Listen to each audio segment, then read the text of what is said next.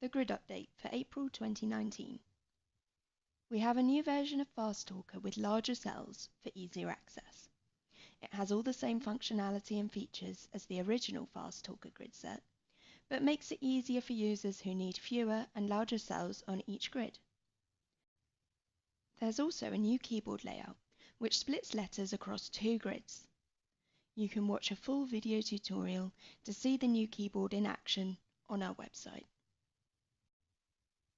There are now new keyboard shortcuts in Grid to help you navigate quickly using a keyboard. Alt-Home will take you to the home grid, Alt-Left arrow will jump back to the previous grid, and F11 will bring up edit mode. We have updated our browser so that you can now watch purchased videos from Google Play on YouTube. You can read our full list of features and bug fixes on our website.